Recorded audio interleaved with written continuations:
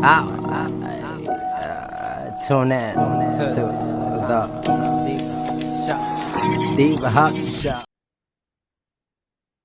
Hey, you guys. Thanks for tuning in to Love Unscripted with Paris and Jerry. Hi, Jerry. How are you? I'm good, thanks. How are you doing? I'm doing fine. So I wanted to tell you that I had interviewed a guy and he said he was having so much anxiety after the pandemic that he had decided to hire a dating coach. Mhm. And he said that, a lot of it was mental, but what happened was the dating coach would have him go to the mall and that he would film him interacting with women and give him feedback. Okay. And so he said he had found this one young lady he liked, but the dating coach were further back and he's recording. And what happened, they encountered a police officer and basically they ended up getting arrested because they were basically filming without getting people permission. Okay. All right. Yeah. All right. I for a second there, I was nervous because I was like, wait, what happened with him? What was this dating coach telling him to do that a woman got so upset? So, but no, it was because they were filming. It Yeah. wasn't the dating situation. But Okay. he was saying how the dating coach really wasn't giving him no key pointers. He would just tell him, okay, Yeah. you like her, go approach her and I'll record it. And then No. we'll observe it and talk about it and I give you some pointers. Oh my God, it's like watching football and then watching the game later and having the coach tell you what you didn't do, right? Right, right.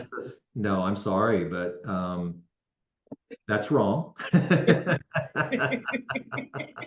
mean, haven't we all watched the movie Hitch, Yeah. with Will Smith and stuff? It's like, well, for starters, you want to practice before you go out. Hmm.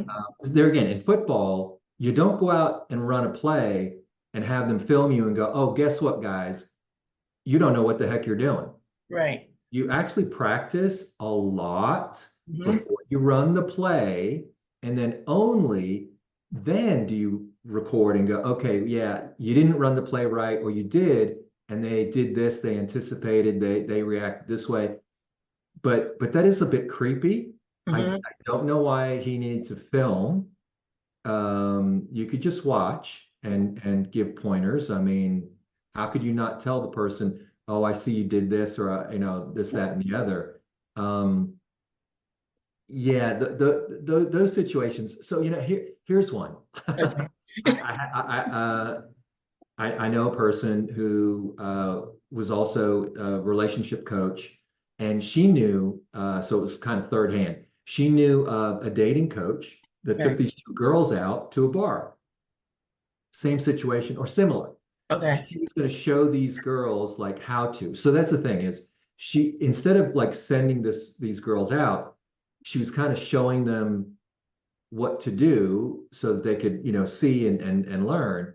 And so they were at this bar, and so first off, these guys were playing darts, and they Mhm. were watching, and the girls that she was with, obviously they were awkward. They weren't familiar, so they didn't know what to do. So being the coach, she got up and she walked over and and I'm sorry to say this, but she did the age old, oh, I'm just a dumb girl. I don't know how to play darts. Mm. Not saying I mean, I don't know if she did know how to play darts, but she Right. used that, and that's fine. Look, it's an Right. introduction. We don't have to be that serious all the time. But anyway, so she was like, "Oh, hey, can you teach me? Can you show me?" And of course, the guys were very willing, and that's how she started the conversation. And the next thing you know, yeah, they're all talking. She invited the other. She's like, "Oh, these are my friends." So she pulled them over to introduce them and get them into the conversation. But she was showing them this is how you start a conversation. Right. Kind of walk up and go, "Hey, what you doing? Can I, Right. what's going on? Teach me." People love to teach, though. That is the truth. If you find someone who's doing something they like, Okay. best way to make friends is to ask them to show you how to do it. Okay. People love to teach each other what they know. It's Wow. amazing. And so people are so generous with their time, Mhm. when it's something they like. And so the next thing you know, it's like, okay, well, now we have something kind of in common. We both kind of like this. So where does this go from here? Right. But so here's the thing. So this is where it got funny. She says, they're standing there, and all of a sudden, one of the girls pulled one of the guys aside and started kind of proselytizing and preaching. Wow. And it was like, whoa, whoa, whoa. No, you're in a bar, you're not in church. Right, right, And it was just like, oh my gosh, this took a weird left turn, right. and it's like, how awkward. You're sitting here teaching a girl how to play darts, and the next thing you know, she's talking religion to you. Wow. And you're like, whoa. I mean, religion, politics, two topics. Now, here's the thing I'm going to say.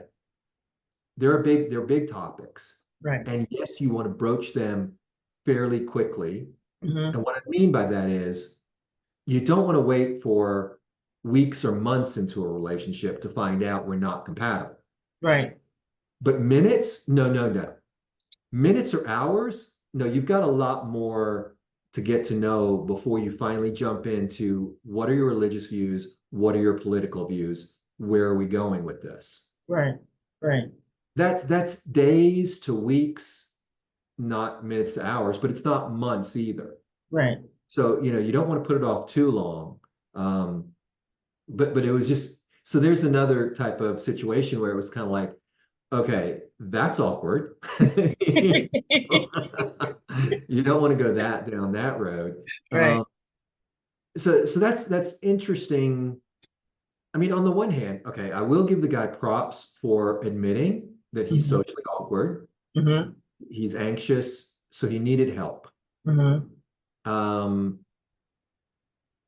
Obviously, I just think he picked the wrong person to give him Right. help. I think he could have picked someone better. Um, and in this case, and I would admit, I would say that I would pick a man and a woman, maybe Okay. one after the other, or maybe a couple or something like that. I mean, you and I together would have different viewpoints. So it's kind of like, okay, you want to hear from different sides of the story, as to, what to do, what to expect, how people are going to react and respond. Just because I'm a guy doesn't mean that guys should listen to me, nor Right. women. Right. Women aren't going to come to me or shouldn't and think I speak for all men. I do not, and I'll be the first one to admit it. Mhm. Mhm. And so you need that mix of, okay, how the two different sides, how these people are going to see it. So yeah, he could have picked a little better, and they probably should have gone about it differently, Mhm. where the coach was with him and they started a conversation just to get used to it. Because at that point, you're not trying to date. Let's be Right. honest. The first thing you're trying to do is learn how to be social in social situations. And even it's connecting with men and women. Right. Again, it's not dating. It's like, dude, you want to learn how to meet strangers and get comfortable with that.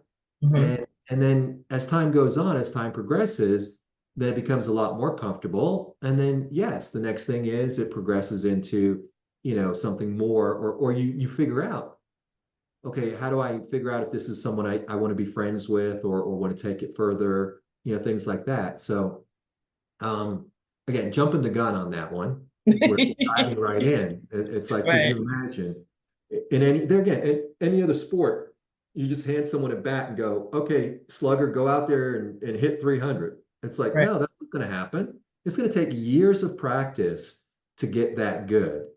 And so, yeah, I'm just in that case, I'm sorry, but I think he just picked the wrong person. And then he goes, and so we were talking because he said he had went to therapy and why I it really touched me because I feel like he's not alone in this situation. I feel like a lot of Americans, when men and women are dealing with this social anxiety, especially coming after the pandemic. So he said that when he started researching about dating coaches, you know, you had ones that was charging like 10,000, and then you had some that was charging 200. So, you know, based off, he went with the one that he could afford. So then he also said that he found out like a lot of it was just mental. It's just, Of course. you know, you have to deal with the voices, I guess, inside your head. Oh yeah, of course, because all it is confidence. Right. And so I will tell you my definition of confidence, or well, fear is lack of confidence. Mm-hmm. And Mm-hmm. so anything you fear, it's simply because you aren't confident. Mm. Now, there are some things that you should have fear of because you should know that you're not any good at it Right. and need to practice and get better. But there are a lot of things that's just it. It's like, okay, as anything in life, I can learn this, I can practice it, and with time, I will, get better with good feedback, and so I can overcome this. Right. Uh, it's always difficult in the beginning, Mm-hmm. and there's that learning hump that you have to get over where it seems really difficult, and then suddenly before you even know it, without you even realizing it, suddenly it's like, oh yeah, I can do this now. It's how did I learn to ride a bicycle? It Right. seemed so hard. And then suddenly it just seemed to click. And I Mm-hmm. was like, oh, I can balance, so I can turn, I can go. So, oh my gosh, this isn't difficult at all. Well, yes, it's that you've learned, and in part now you're confident. Mm-hmm. So it's as much as the physical activity as the mental backing, that tells you, yeah, you can do this. Okay, like one, and I know I'm getting a little off topic. It's a little weird, but I like rollerblading. Okay. And one of the things is, I used to go out, and this buddy of mine, he would ride his bicycle. We go out together. Well, when I rollerblade, I go in the park, and it's usually during the weekday. There's very little traffic, and I'm on a road, but it's in the park. Mm-hmm. Um, and I use my hand signals when I'm coming to turns and stuff. And my buddy was like, "Why do you do that? What's the point of like using a hand signal? There's no one around." Mm-hmm. I was like, "No, no, I'm telling me that I'm going to turn, and then when I do, I'm building my confidence that I actually did what I told myself I would do. Okay. Look at this. I said I'm turning left, and I did. Right. I'm good." It's very much like people who play pool as professionals, they call their shots. Mm-hmm. That's how you know the difference between a professional and an amateur. Mm-hmm. As an amateur, I sling the ball, and if something goes in a pocket, yay. Okay. That's not acceptable as a professional. As a professional, they're going to tell you this ball is going to that pocket over there. Right. That shows my skill. So they're not just telling themselves, they're telling you, this is how good I am. Right. I have control. I have confidence in how I can do this. So when I rollerblade and I use my hand signals, I'm calling my shots. I'm saying, I can do this and I know what I'm doing and I have control over it. Watch me do it. But Mm-hmm. it's telling myself to watch me do it.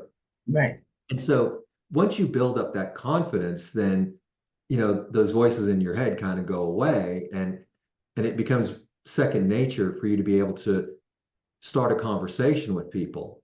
There again, a good coach, and I don't want to disparage the person too much, but like you said, that there's going to be a wide variety on coaches, for anything actually.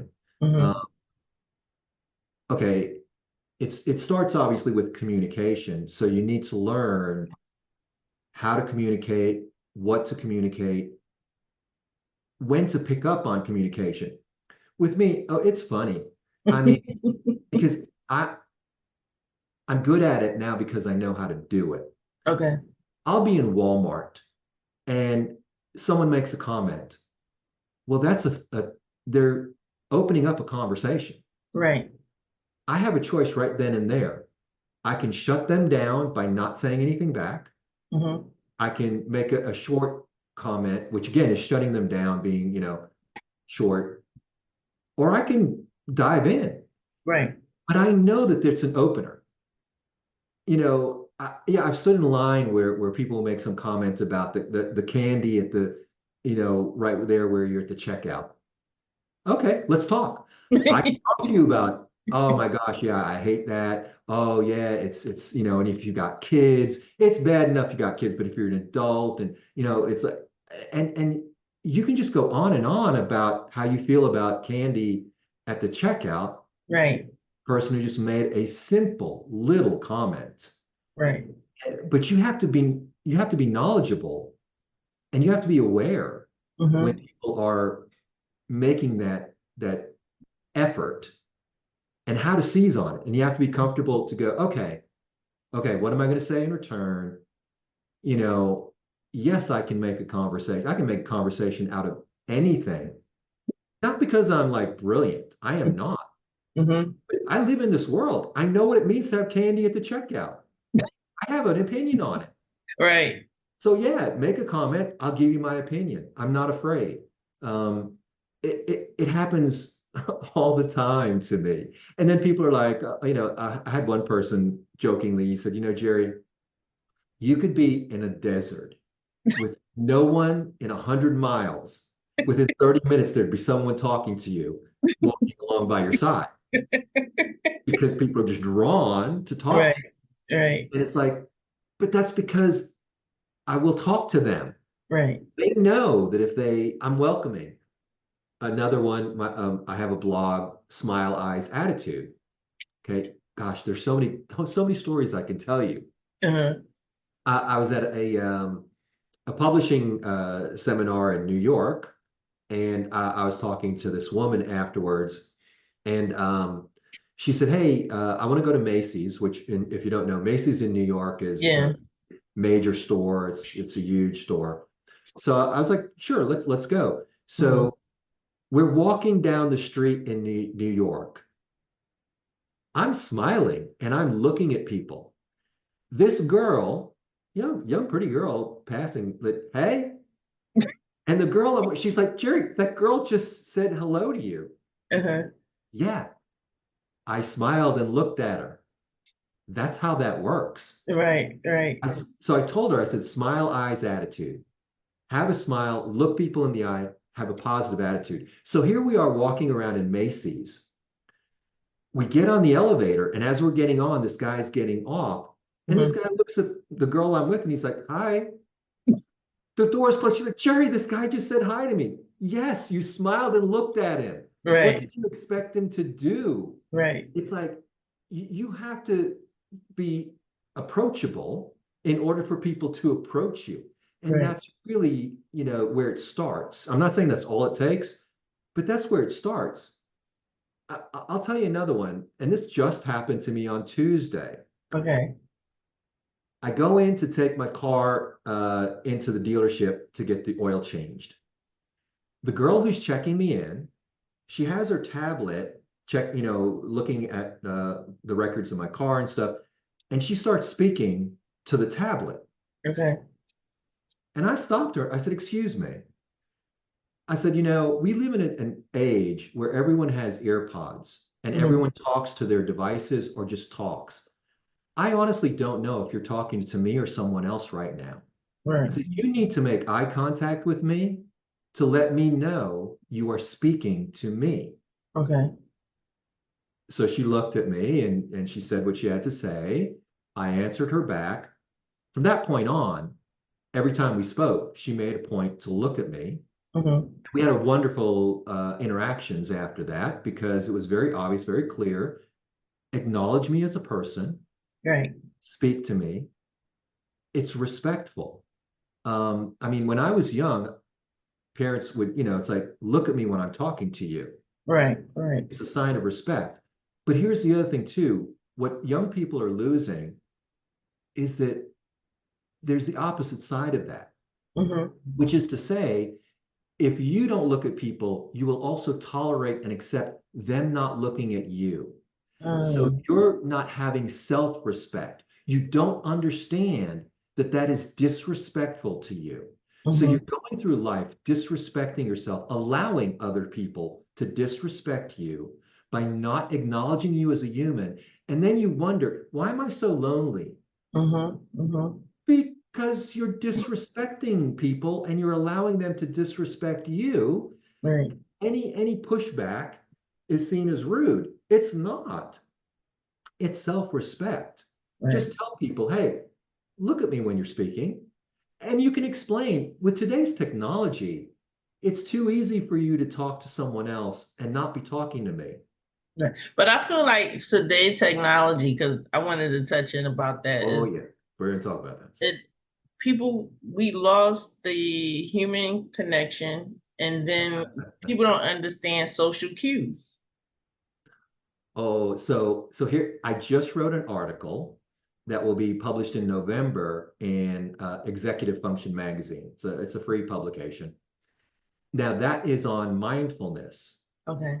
But in that article, I spend 3 paragraphs discussing my disdain for technology. Wow. So my background is computers. My Right. background is technology. I understand very well what technology is and what it isn't. Technology is a tool. A carpenter uses a hammer to ply his trade. But just because I have a hammer doesn't make me a carpenter. Right. Okay. And if all I have is a hammer, then everything looks like a nail. That's no good. So here's something about life that people don't understand, and I really think people need to, is the easier you try to make things, the harder you make something else. Because what you're doing is, see, here's the fact of life that we just don't know is, I put it like this. It's like energy. We cannot create nor destroy energy. All we do is transfer it. Well, that's how life works. If I make something easy, I have also made something else more difficult. So when I think that I'm making dating easy, I'm actually making it more difficult, because what I'm making easy is losing you the social skills that you needed before. By trying to make dating easy, I have actually robbed you of the skills you need to be social and to date. Also, technology is fraught with, well, people who don't know what they're doing. I'm sorry, but it makes false promises. Yeah. The internet, I don't know if you know, but people still talk about how, oh, the internet is all the information in the palm of your hand. The Okay, World Wide Web. I don't know if you've noticed, but information is blocked behind paywalls. Information is not validated. It's not verified. True. It's not accurate. It's misinformation and disinformation. So, excuse me, but this promise of the internet being information at your fingertips, yeah, that's, pardon my French, but that's bullshit. I mean, and I'm sorry, I have to tell you, my language is spicy and I'm really toning it down here. It's But fine. these are adult topics. I'm an adult and I speak as an adult. Right. And when I say my language is spicy, I use that term specifically. I was just talking to somebody and I told her, it's like food. If you don't add spice, it's too bland. Right. And I use certain words just as spice, never to be vulgar, never to be insulting. But I will throw a word in here and there that might be a little spicy. So, It's fine. Listen, and people that use spicy or curse words are really intelligent. So, well, I want the audience to know that. I don't want anybody to, because again, I don't want people to be offended. I'm not using words to be offensive. Right. It's just, it's a word here and there. If you don't like it, ignore it. Get past it. Make sure you're focused on the message, right? And not those few words. But yeah. So So getting back to it. So the internet, it's crap. It really truly is. I mean, let's be honest. It's hateful. It's so social media is the other one. Oh, social media is neither social nor media. There's nothing about it that is media. It is entertainment. And so it's an art, not a science. Right. It's antisocial because it's full of hate. It's not a community because it's these childish cliques of the in group and the out group. And so nothing that was promised about or is still being promised about social media is social media. That's a almost an oxymoron as to what it actually truly is. Right. And the latest one is artificial intelligence. Oh boy. It's artificial, that's true. It is not intelligent, I assure you. Again, so my background is computers, and it actually is in controls. Okay. So what you're seeing is what's called automation. That's what I do. I can assure you, automation is not intelligence. My toilet is automated, but I don't know anybody who would say that my toilet is intelligent. Right. Now, I can market it that way because it's wording. Right. I can tell you my toilet knows how much water to release and how much water to put into the tank, and it does it precisely every single time. Isn't my toilet so smart? No, it's No. not. Right. It's simply an automated process of opening a valve and then closing a valve. That's all it is. Right. I mean, at this rate, like I say, what they call intelligence would suggest that my toilet is intelligent. My toilet just doesn't know anything, and my Right. toilet can't make different decisions and can't do different things. It was designed and built to do one simple little task, and that's what it does. Right. So, oh, here's the great thing too. So artificial intelligence, right? When you made a great comment, technology is dehumanizing. Literally, it is taking humans out of the scene. Right. Artificial intelligence right now is being sold as, oh, if you have a question, ask it, it will respond, no need for a human. Well, I don't know if you've seen this, but again, on this wonderful internet that we have, people have now been creating bots to pretend to be human to ask questions of bots that are pretending to be human answering the question. What? So bots talking to bots, no Wow. humans at all. The manipulation is sad. And that's the thing is we're seeing, and some people talked about that in the next few years, we're going to see the internet devolve to where there are no humans playing here because it's going to just be computers talking to computers and squeeze the humans completely out completely because there's no space for us anymore. And so when you talk about dehumanizing, it is literally removing humans from this technology. But also I agree because I feel like even now with the dating scene, you have a lot of people that are getting off the dating apps because they want that real life connection or that human connection, right? I mean, because you think about it, you can be online, you have somebody likes your profile based off your looks, your job, and maybe your religion or you know what I mean? So your profile basically. Okay. Here's what we've done. We've lost sight of the emotional and the social. Okay. Understand technology is technical. That's where the word comes from. Technology, technical.